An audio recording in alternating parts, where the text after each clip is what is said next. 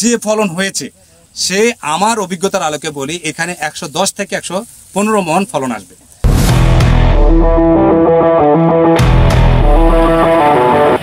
সম্মানিত দর্শক, আমরা ব্র্যাক 777-এর প্লটে আমরা অসংখ্য চাষিকে নিয়ে এখানে আসছি। বেসিক্যালি প্লটের আমরা ক্রপ কাটিং করার পর কিরকম ফলন আসতেছে এটা দেখানোর জন্য।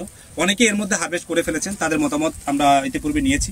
পাশাপাশি এর রেজাল্টটা কিরকম হচ্ছে এটা আমরা একটু সচক্ষে দেখাতে চাচ্ছি। তো আমি একটু বলে রাখি যে এই অত্র এলাকায় টোটালটাই উপসিধানো অভ্যস্ত ছিল। গত বছর আমরা মিটিং করে আমরা এটা একটু ট্রান্সফরমেশন করেছি, একটু হাইব্রিডে উদ্বুদ্ধ করেছি চাষিদেরকে, এবং যারা হাইব্রিডে করছে তারা কিন্তু আজকে ফুললি হ্যাপি এবং ব্র্যাকের প্রতি তারা কমপ্লিটলি স্যাটিসফাইড। আমার সাথে আলাউদ্দিন ভাই চাষি আছে, তো উনি একজন বেশ ব্র্যাকেট লয়াল ফার্মার, পাশাপাশি এবং বড় এক ধরনের মডেল ফার্মারে বলা যায় আর কি। আলাউদ্দিন ভাই, তো আপনি এই যে আপনার জমিতে যে আমরা আজকে ক্রপ কাটিং এ আসছি, তো আপনার এই জমিটার পরিমাণ কতটুকু? এই জমিটার পরিমাণ হলো আপনার পুরো 170 ডিসি। 170 মানে 1.7 একর, ঠিক আছে। তো আপনি যে এই যে ব্র্যাকে 777 করলেন, তো এর আগে কি 777 করেছিলেন? না, করি নেই, আমি প্রথম বুনছি। এই প্রথম বুনছেন। সম্মানিত দর্শক, আমরা আলাউদ্দিন ভাইয়ের কাছ থেকে একটা মেসেজ পেয়েছি, সেটা হলো যে এর আগে কিন্তু উনি ব্র্যাকে 777 করেনি, তো এই বছর প্রথম পড়ছে। আরেকটু বিষয় আমি আলাউদ্দিন ভাইয়ের কাছে জানতে চাই, তো এই গ্রামটার নামটা কি? গোস্তাগ্রামে কি ইতিপূর্বে ব্র্যাকের বা অন্য কোনো কোম্পানির হাইব্রিড ধান আবাদ হয়েছিল? না। তো এই বছর আপনারা এই গ্রামটা, এই যে গোস্তাগ্রামে যতদূর চোখ যায়, মানে হাইব্রিড যেখানেই করা হয়েছে 777 করা হয়েছে, এর কারণটা কি? কারণ আমাদের বাসায় হলো বইটার একটা মিটিং হয়েছিল, ওই মিটিং এ আপনারা বলছেন যে 777 ধান ফলনে ভালো। আচ্ছা, এই জন্য আমরা ওই 777 ধান মানিকগঞ্জ থেকে আপনাকে অফিস চাই না আমরা বলছি। আমরা গত বছর ভুট্টার একটা মাঠ দিবস করেছিলাম, ওই মাঠ দিবসে এই ধানের বৈশিষ্ট্যগুলো আমরা তুলে দিয়েছিলাম চাষিদের সামনে। তারা আগ্রহ হয়ে ব্র্যাকের প্রতি আস্থা এবং বিশ্বাস রেখে এই 777 ধানটা তারা বুনছে আর কি। তো কাগজ কলমে কি পাওয়া যায় যে আসলে আমরা যে কথাটা বলছি এখন এটা মিলে? হ্যাঁ, এটা মিলে। হ্যাঁ, অত্র এলাকার আরেকজন চাষি ব্র্যাক 777 উনিও চাষ করেছেন, তো উনি নিজে কাউন্ট করেছেন যে আসলে একটা শীষে কতগুলো ধান হয়। মোতালেব ভাই, আপনি নিজে তো বনেছেন, তা আপনার গণনা অনুযায়ী এখানে কতগুলো ধান এক শীষে? একটা শীষে আপনার ধান আমি গুনছি আপনি 488 বীজ আছে আর কি।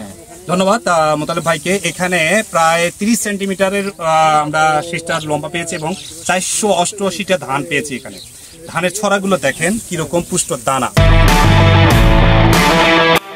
সম্মানিত দর্শক, এই পর্বে আমরা আমাদের পিডিএস অফিসার কৃষিবিদ মিস্টার শরীফুল ইসলামের সাথে একটু কথা বলতে চাই। আমরা আজকে আসছি গোস্তা মানিকগঞ্জ সদরের গোস্তা গ্রামে। এখানে ব্র্যাক ধান 777 চাষি ভাই চাষ করেছেন।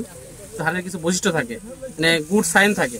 তার মধ্যে হচ্ছে যে ধান 90% পেকে গেছে, কিন্তু দেখেন আপনি যদি একটু গাছের দিকে দেখেন তাহলে গাছ কিন্তু পুরোটা এখনো সবুজ আছে। হ্যাঁ, আর পুরো গাছটাই কিন্তু এখনো সবুজ আছে এবং পাতা, ডিগ পাতা যেগুলো ফ্লাগ লিক বলা হয়, এটা কিন্তু এখনো সবুজ আছে। এবং কিন্তু ধানের ক্ষেত্রে দেখেন ধান কিন্তু 90% বা 90% উপরে পেকে গেছে, তারপরে কিন্তু হচ্ছে আপনার এই পাতাটা খর অবস্থা হয় না বা কালার ডিসকালার হয় না।